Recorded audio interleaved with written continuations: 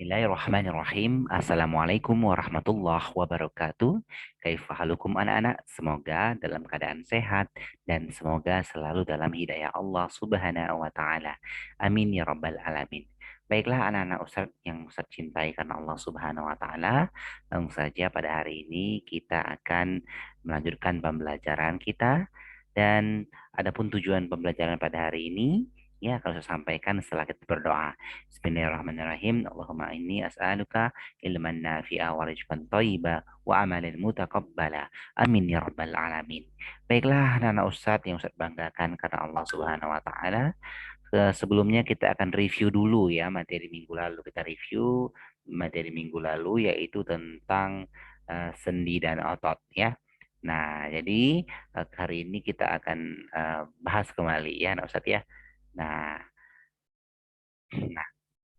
di minggu lalu kita sudah membahas tentang em, gerakan-gerakan pada eh, persendian, di antaranya ada ekstensi, lawannya adalah fleksi ya.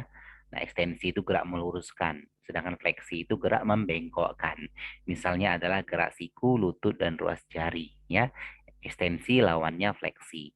Abduksi lawannya adduksi. Abduksi itu menjauhi badan, sedangkan aduksi mendekati badan. Depresi yaitu lawannya elevasi. Depresi itu menurunkan, elevasi itu mengangkat. Nah, supinasi lawannya pronasi. Supinasi itu menengadahkan tangan, pronasi itu menelungkupkan tangan. Inversi lawannya eversi. Inversi itu memiringkan telapak kaki ke arah dalam tubuh, sedangkan eversi memiringkan telapak kaki ke arah luar ya. Ini sudah kita bahas di minggu lalu ya. Nah, adapun selanjutnya yaitu anak Ustadz gangguan dan kelainan pada tulang. Di antaranya ada gangguan tulang fraktura ya. Fraktura itu patah tulang. Ya, contohnya fraktura terbuka, fraktura tertutup, remuk dan retak ya. Itu jadi contoh dari fraktura. Nah, bisa kembali tersambung seperti sedia kala dengan pengobatan alternatif dan medisi lainnya ya. Nah, gangguan persendian itu ada terkilir ya, itu sendi yang berarti yang terganggu ya, nah Ustadz ya. Nah, ada sendi nggak bisa bergerak disebut dengan ankilosis ya. Artritis radang sendi, gout artritis asam urat. Nah, asam urat itu juga jadi persendian ya. Gangguan lain ada mikrocephalus, osteoporosis, rakitis ya. Gangguan ruas tulang belakang ini juga sudah pernah kita pelajari di SD ya, Nah Ustadz ya. Ketika sekolah dasar dulu ada lordosis, skoliosis, dan kifosis. Masih ingat ya? Nah, untuk ini tadi fraktura terbuka, fraktura tertutup ini terbukanya, ini tertutupnya. Baik. Nah, ini lordosis itu tulang membengkok ke depan ya. Jadi kita itu seperti ke belakang badannya, cuman tulang belakang yang bengkok ke depan gitu ya. Skoliosis itu ke miring ke kanan atau ke kiri ya. Kifosis itu bungkuk, berarti dia ke belakang kan. Nah, sehingga kita menjadi bungkuk, itu kifosis. Rakitis ini ya, rakitis ya nah, Ustadz ya.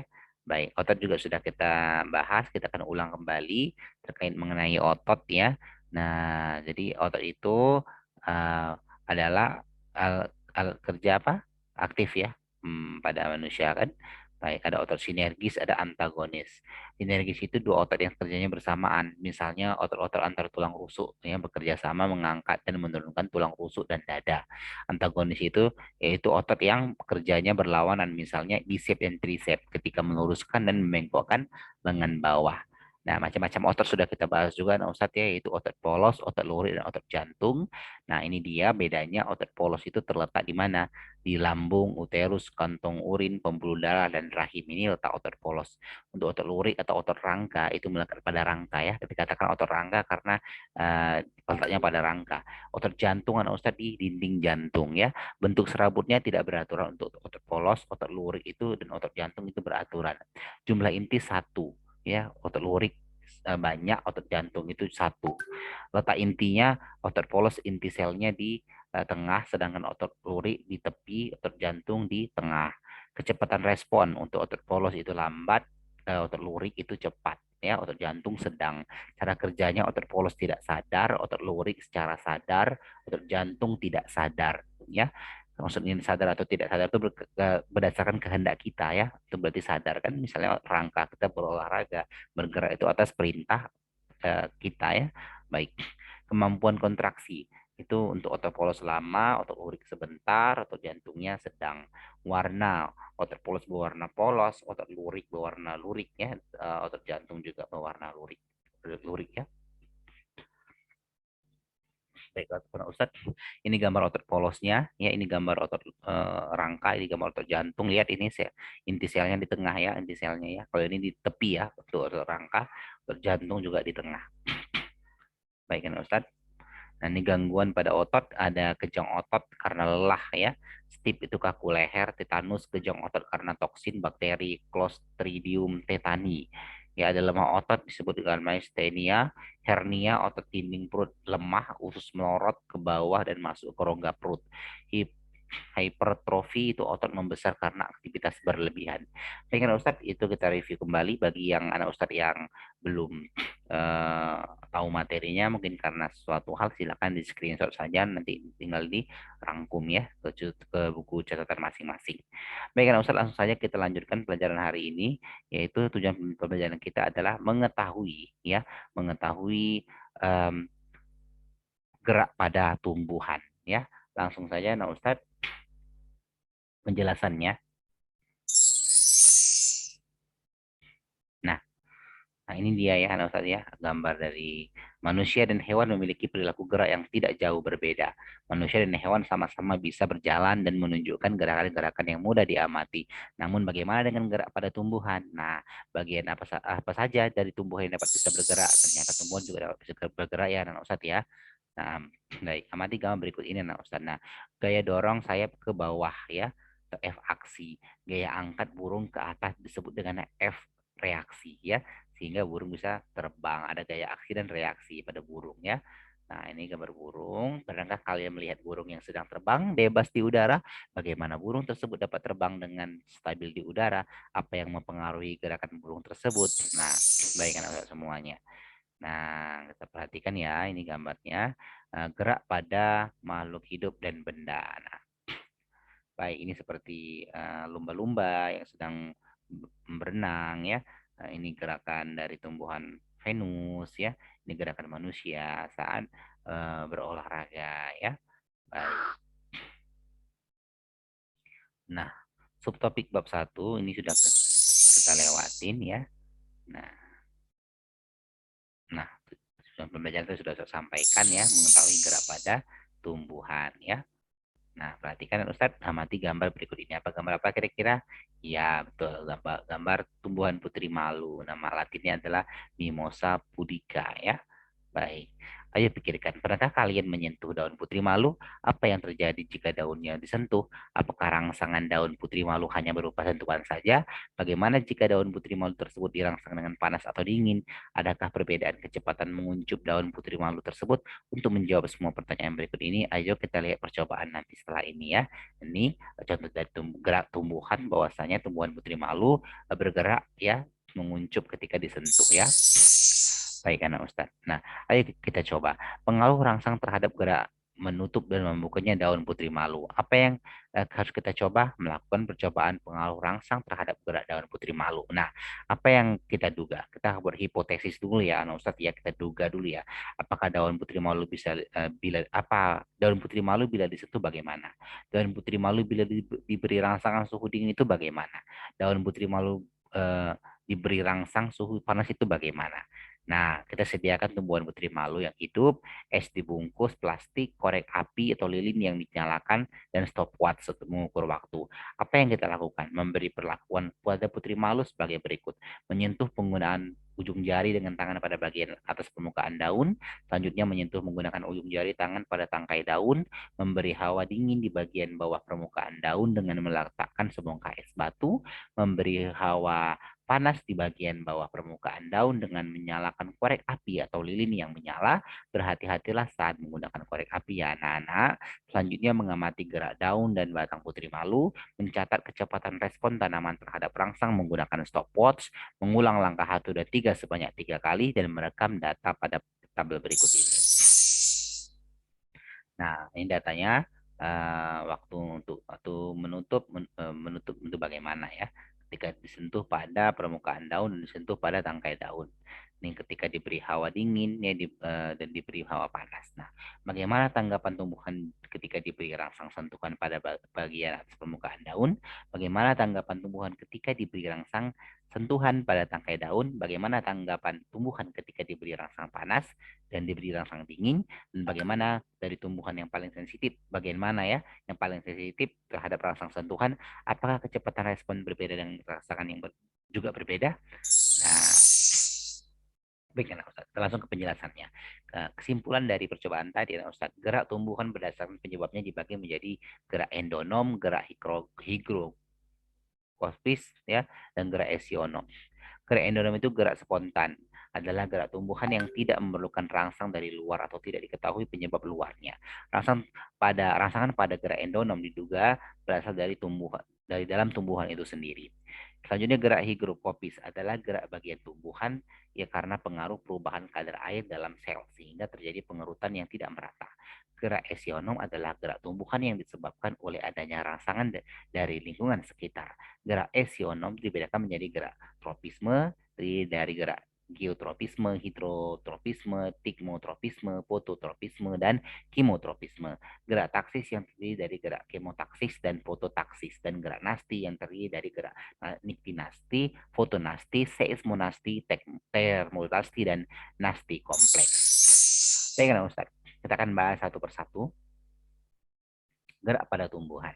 Seperti yang tadi Ustaz bacakan ya, kita akan bahas yaitu gerak higrokopis, gerak esionom, dan gerak endonom. Nah, gerak esionom. Gerak esionom nanti ada dibagi menjadi tiga, yaitu gerak nasti, tropisme, dan gerak taksis. Nah, gerak nasti itu menutup daun putri malu, ya, menutupnya daun putri malu, disebut dengan niktinasti. Jadi seperti percobaan di awal tadi ya, Ustadz ya, menutupnya daun penus itu seismonasti, menutupnya daun majemuk karena malam itu niktinasti, mekarnya bunga pukul 4 itu namanya fotonasti, membuka dan menutupnya stomata itu namanya gerak nasti kompleks. Nah, gerak tropisme contohnya adalah gerak batang ke arah cahaya itu disebut dengan fototropisme, gerak akar ke dalam pusat bumi disebut dengan geotropisme, membelitnya ujung batang pada sulur tanaman disebut tigmotropisme, gerak akar menuju tempat yang berair disebut dengan hidrotropisme. Gerak taksis diantaranya gerak kloroflas ke arah cahaya dan gerak sperma menuju sel telur. Nah, Ustaz ya, kesimpulannya ya. Baik. Tropisme, gerak tumbuhan sebagai akibat pengaruh rangsang dari luar. Jadi gerak tropisme itu adalah ya gerak tumbuhan sebagai akibat pengaruh rangsang dari luar. Arah gerak dipengaruhi datangnya arah rangsangan. Gerak geotropisme yang pertama yaitu gerak akar ke pusat gravitasi disebut dengan geotropisme. Baik kan Ustadz, seperti misalnya kacang yang sudah tua akan memecah sendiri ya. Itu apa kira-kira? Oke, gerak higro ya. Oke. Nah, gerak tumbuhan akibat perubahan kadar air, pecahnya kulit polong-polongan, ya, kembang merak, kacang buncis, membukanya kotak spora, ya, itu disebut dengan gerak higrokopis. Nah, seperti ini ya, biji polongan. Ketika kena air ya, dia akan terbuka. Nah, gerak esionom yaitu gerak yang dipengaruhi oleh rangsang dari luar, yaitu gerak dengan cahaya, sentuhan, suhu air, gravitasi bumi, dan zat kimia. Baik. Gerak endonom itu apa? Gerak endonom itu baik. Kita langsung saja ya Ustadz ya. Melihat dari penjelasan tabel saja ya Ustadz ya. Dari gerak higrokopis itu apa, esionom dan endonom itu apa. Pertama, gerak higrokopis ya Ustadz ya. Higrokopis itu yaitu gerak tumbuhan akibat perubahan kadar air. Contohnya pecahnya kulit polong-polongan seperti ini gambarnya. Nah, ini ya contohnya ya Ustadz ya. Nah, selanjutnya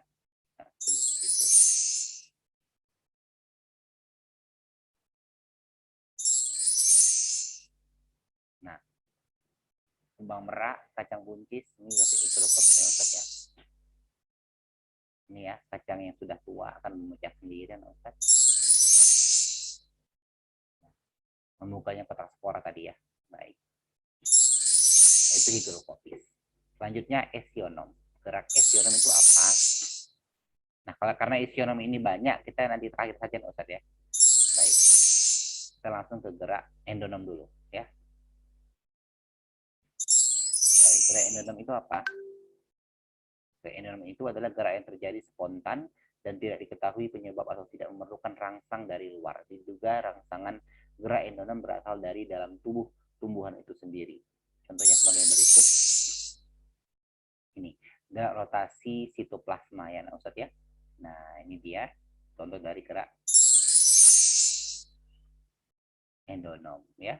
Ini gerak yang dipengaruhi dari dalam diri sendiri ya, protoplasma sel tanaman ya. Itu contohnya. Baik. Sekarang kita masuk ke gerak yang banyak ini ya, gerak esionom yang banyak ya. Jadi higroskopi sudah ya, dan endonom juga sudah ya. Sekarang gerak esionom.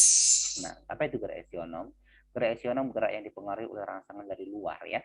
Jadi kata E berarti luar ya, kalau endo dari dalam ya, ESC berarti di luar. Itu diantaranya ada cahaya, sentuhan, suhu, air, gravitasi bumi, zat kimia, dan seterusnya. Baik, sekarang dibagi menjadi 3 gerak esionomnya. Yang pertama gerak nafsi. Apa itu gerak nafsi? Gerak bagian tubuh akibat pengaruh rangsang dari luar ya. Ada gerak tidak dipengaruhi datangnya rangsangan. Nah, yang pertama menutupnya daun putri malu atau disebut dengan inspirasi. Ini contohnya tadi ya, Ustaz ya. Disentuh putri malu tadi dia akan menutup. Baik. Selanjutnya seismonasti yaitu menutupnya daun penus ya. Nah, itu penus yang menangkap serangga ya. Baik, itu disebut serangganya masuk ke dalam ya. Maka itu disebut dengan seismonasti. Yang ketiga niktinasti, misalnya menutupnya daun majemuk karena malam hari. Ini contohnya ya, daun majemuk, daun petai Cina yang menutup saat malam hari. Itu contoh dari niktinasti ya. Baik, selanjutnya mekarnya bunga pukul 4 sore, itu gerak fotosynthesis ya. Nah, ada yang gerak pagi hari, ada jam 4 sore ya, maka yang jam 4 sore itu disebut dengan bunga pukul 4 ya, Ustaz ya. Nah, selanjutnya membuka dan menutupnya stomata itu disebut dengan nasti kompleks ya, Ustaz ya. Di stomata daun itu akan membuka ya. Nah, menutup ya. Baik. Yang kedua, pembagian dari esionom yang kedua yaitu gerak tropisme. Apa itu gerak tropisme? Nah, Ustaz, gerak tropisme adalah gerak tumbuhan yang sebagai akibat pengaruh rangsang dari luar. Arah gerak dipengaruhi datangnya arah rangsangan. Nah, dibagi menjadi yang pertama gerak fototropisme, yaitu foto cahaya berarti ya, gerak batang ke arah cahaya. Contohnya ya, daun dan batang akan menuju ke arah datangnya cahaya. Seperti ini ya, bunga yang ada di dalam pot di dekat jendela ya, dia akan mengarah ke arah datangnya cahaya.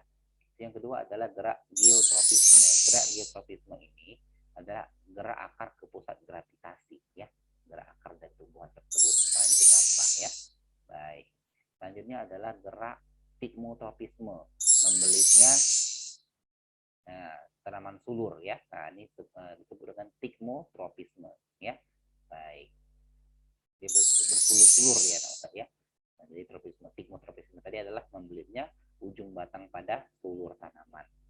Selanjutnya gerak yang menuju tempat ya, menuju tempat yang berair disebut dengan hidrotropisme, karena air itu tumbuhan tersebut bergerak ke arah air, disebut dengan hidrotropisme. Dan yang ketiga gerak taktis ya. Nah, pembagian dari gerak eksonom tadi taktis yaitu gerak pindah tempat yang dilakukan oleh organisme. Arah biasanya menjauhi atau mendekati datangnya rangsangan. Nah, baik. Contohnya gerak kloroplas ke arah cahaya. Nah, ini gerak kloroplas ke arah cahaya. Kloroplas ini kan tempat klorofilnya ada ya. Jadi gerak pindah tempat organel kloroplas di dalam sel-sel tumbuhan atau elodea ketika sel disinari ya.